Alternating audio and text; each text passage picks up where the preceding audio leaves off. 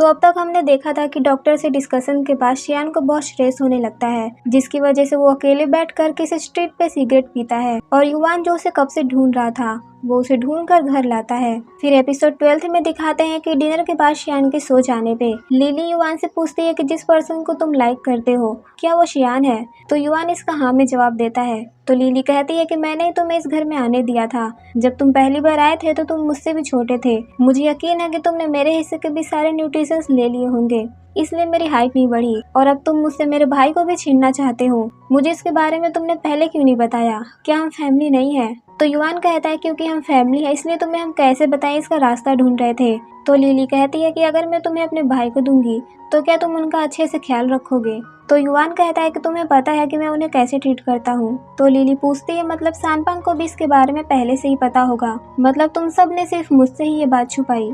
तो युवान उसके लिए उसे सॉरी कहता है। तो लिली भी सब कुछ भूल के उसे बताने के लिए थैंक्स करती है और साथ ही कहती है कि अब मेरी बारी है, मुझे भी तुम्हें सब कुछ बता देना चाहिए। फिर वो युवान के पास आकर बैठ जाती है और कहती है कि मुझे पहले सोचने दो कि मैं इसे कैसे बताऊं, और इसी बीच ये सीन यही कट होता है। फिर नेक्स्ट मॉर्निंग दिखाते हैं कि युवान शियान का सारा काम सानपांग और शियोंग के बीच बांट रहा था और शियान का ज्यादातर काम सानपांग को हैंडल करने के लिए मिलता है, इसलिए उसकी ये हालत देखकर शियान को बहुत हंसी आती है। सानपांग कहता है कि मैं तुम्हारे भाई और शियोंग के साथ काफी लंबे समय से काम कर रहा हूँ, लेकिन मुझे कभी भी इतनी सारी चीजें हैंडल नहीं करनी पड़ी, ये सारी की सारी चीजें तुम्हारा भाई हैंडल करता है, तुम सारे के सारे काम मुझ पे डाल रहे हो तो मुझे छुट्टी कब मिलेगी? तो शियोंग कहता है कि युवान हमने तुम्हारे भाई को हमेशा कंपनी के इंटरनल अफेयर को हैंडल करने दिया है और हम कंपनी के एक्सटर्नल अफेयर को हैंडल करते हैं। तो युवान कहता है कि शियोंग हैबिट चेंज हो सकती है और जैसा कि मैंने कहा कि मैं अपनी टीम को ला सकता हूँ, हम साथ में मिलकर काम करेंगे और शियान के हेल्प करेंगे। तो शियान कहता है कि युवान इस कंपनी में बहुत सारी चीजें हैं जो अपने तरीके से सेट हो चुकी हैं,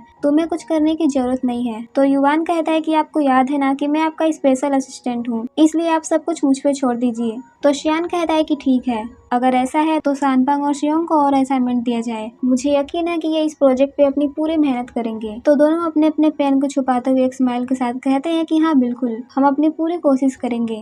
फिर नेक्स्ट सीन में दिखाया जाता है कि शियान कॉफी लेने के लिए आता है और पीछे से शियोंग भी आकर उसे पूछता है कि क्या अब तुम और युवान साथ हो? तो शियान कहता है कि शियोंग, अगर तुम्हें डर है कि इससे कंपनी पे कोई इफेक्ट पड़ेगा फिर मैं इस कंपनी को छोड़कर जा सकता हूँ। शियोंग उसे वार्न करता है कि ऐसा सोचना भी मत कि तुम बस अपना सामान पैक करोगे और छोड़कर चले जाओगे, हम तीनों ने इस कंपनी को साथ में स्टार्ट किया था, तुम कहीं नहीं जा रहे हो। मुझे तो लगता है कि ये बहुत अच्छी बात है कि अब तुम दोनों साथ हो, और वैसे भी इन सब चीजों के बारे में कौन केयर करता है कि दूसरे लोग क्या सोचेंगे, हम जिससे प्यार करते हैं उसके साथ रहने से ज्यादा इम्पोर्टेंट कुछ भी नहीं होता। मुझे पता नहीं कि अभी मैं क्या कह रहा हूँ, मैं बस तुम दोनों को अपनी ब्लेसिंग्स देना चाहता हूँ। तो शियान उसे थैंक यू कहता है। फिर नेक्स्ट सीन में दिखाया जाता है कि युवान शियान को पिकअप करने आया हुआ था। शियान युवान का लुक देखकर बहुत इम्प्रेस होता है, जिससे उसके चेहरे पे एक स्माइल आ जाती है। युवान पूछता है कि क्या हुआ? तो शियान कहता है कि कुछ नहीं, मुझे बस अच्छा लगा कि मेरे पास एक हैंडसम है जो अच्छे कपड़े पहनकर मुझे पिकअप करने आता है। जिसके बाद वो लेफ्ट राइट देखता है और युवान का टाई खींचते हुए उसे किस कर लेता है और कहता है कि मुझ पे इतनी जल्दी गिव अप ना करने के लिए थैंक यू। फिर नेक्स्ट डे लंच टाइम में शियान काम कर रहा होता है तो युवान आकर उसे बताता है कि लंच टाइम हो गया है। तो शियान कहता है कि बस 1 मिनट। तो युवान शियान का चेयर अपने तरफ करते हुए उसे किस कर लेता है और ये सब होते हुए एक एम्प्लॉय देख लेती है। तो शियान और युवान उसे अपना मुंह बंद रखने का इशारा करते हैं। युवान कहता है कि मैं हर 1 मिनट पे आपको एक किस करूंगा, इसलिए अपने काम में कंटिन्यू रहो और टेंशन मत लो। तो शियान कहता है कि तुम ये जानबूझ के कर रहे हो ना? तो युवान कहता है कि अगर आप मेरी बात मान लेंगे तो मैं नहीं करूंगा। और यहाँ वो एम्प्लॉय सभी को किस के बारे में पूरा डिटेल में बता देती है। तो उनमें से एक एम्प्लॉय कहता है कि वैसे तो युवान हमारे साथ बहुत बुरा बिहेव करते हैं, लेकिन जब शियान की बात आती है तो वो उनके सामने लवली डवली बिहेव करने लगते हैं। और फिर एक दूसरा एम्प्लॉय कहता है कि शियान हमेशा ही सीरियस होते हैं, लेकिन युवान के सामने आते ही वो एक लैम्प की तरह बन जाते हैं, बिल्कुल एक टाइगर के डेम में लैम्प की तरह। फिर जिसने दोनों को किस करते हुए देखा था वो सानपांग से पूछती है कि दोनों में से टाइगर कौन है और लैम्प कौन है। तो सानपांग को इसका मतलब ही नहीं पता होता है। तभी साइड में खड़ा एक एम्प्लॉय पूछने लगता है कि इसका मतलब क्या है।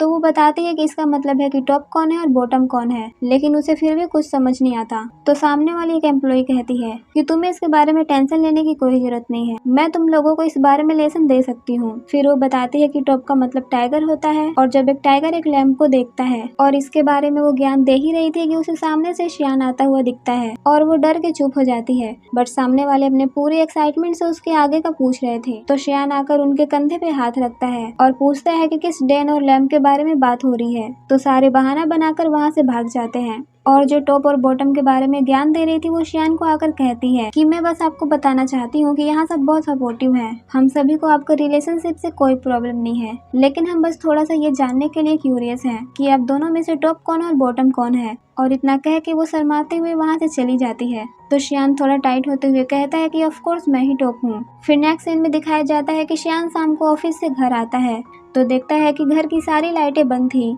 तो उसे थोड़ा अजीब लगता है। वो युवान और लिली को आवाज लगाने लगता है लेकिन कोई भी जवाब नहीं देता और तभी उसे टेबल पे प्रेगनेंसी टेस्ट की एक पिक्चर मिलती है जिसे देख के वो बहुत ज्यादा घबरा जाता है और युवान को कॉल करते हुए उसके रूम के पास आता है। तो युवान कॉल उठाते हुए लिली के रूम से निकलता है। तो शियान पूछता है कि तुम लिली के रूम से बाहर क्यों आ रहे हो और फिर वो उसे वो पिक्चर दिखाते हुए पूछता है कि क्या मतलब है इसका। तभी लिली युवान के रूम से निकलती है और कहती है कि आप अंकल बनने वाले हो। वो बहुत ज्यादा घबराई हुई थी कि ये बताने के बाद शियान का रिएक्शन क्या होगा। तो शियान उसे हक कर लेता है और उसे पूछता है कि क्या तुम इसके लिए तैयार हो, तुमने इसके बारे में अच्छे से सोचा है ना, और तुम मॉडल बनना चाहती थी ना। बेबी का होना कोई आसान बात नहीं होती, इससे तुम्हारे पूरे लाइफ पे इफेक्ट पड़ेगा। और क्या सानपांग इसकी रिस्पॉन्सिबिलिटी लेने के लिए तैयार है, क्या वो तुमसे मैरिज करेगा और पूरी लाइफ तुम्हारा केयर करेगा। तो लिली इन सभी का हाँ में जवाब देती है और कहती है कि आप मुझसे पहले प्रॉमिस करो कि आप सानपांग पे गुस्सा नहीं करोगे। तो शियान उसके लिए हाँ कह देता है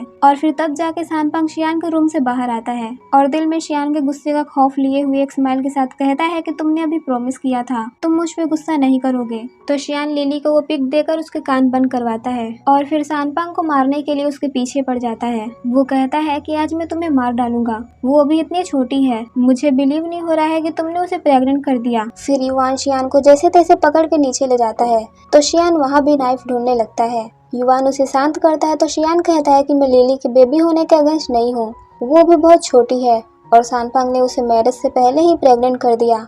तो युवान कहता है कि मुझे पता है कि आप अकेले होने से डर रहे हैं, बट चिंता मत करो, हम आपको छोड़कर कहीं नहीं जाने वाले। तो शियान कहता है कि तुम अभी इस बारे में बात क्यों कर रहे हो, मैंने ये तो नहीं कहा कि मैं सर्जरी नहीं करवाऊंगा, मुझे बस प्रिपेयर होने के लिए थोड़ा टाइम चाहिए। तो युवान कहता है कि हाँ ठीक है, जैसे ही आप इसके लिए तैयार हो जाएंगे तो हम चलेंगे। और तभी लिली सानपांग के साथ नीचे आती है और शियान के सामने आकर अपने नी पे बैठ जाती है और शियान भी उसे देखकर नीचे बैठ जाता है और कहता है कि तुम्हें ऐसी हालत में ऐसा नहीं करना चाहिए, तुम अभी प्रेग्नेंट हो। युवान सानपांग को उनसे दूर ले जाते हुए कहता है कि उन्हें अकेले में बात करने दो। लिली शियान से कहती है कि आपने मुझे बड़ा किया है, नॉर्मली आप मेरे बड़े भाई हो लेकिन साथ ही आप मेरे मॉम एंड डैड भी हो। डैड की तरह आप हमारा पेट भरने के लिए इतना मेहनत करते हो और हमें हर चीज से प्रोटेक्ट करते हो और मॉम की तरह हमें हमारी गलतियों पे डांटते हो। शियान ये सब सुन के बहुत ज्यादा इमोशनल हो जाता है और फिर वो लिली को सोफे पे बैठाता है और कहता है कि मैं तुम्हारे अगेंस्ट नहीं हूँ, मुझे बस इस बारे में सोचकर बहुत हर्ट हो रहा है क्योंकि मैं तुम्हें पेन में नहीं देख सकता, तुम अभी सिर्फ 23 की हो, तुम्हें भी बहुत कुछ करना है, अपने ड्रीम्स फॉलो करने हैं और ऐसी जगहों पे जाना है जहाँ तुम जाना चाहती हो, इसलिए मुझे डर है कि तुम भी कहीं हमारी मॉम की तरह ना बन जाओ, मैरिज से पहले प्रेगनेंसी और फिर अनहैप्पी लाइफ।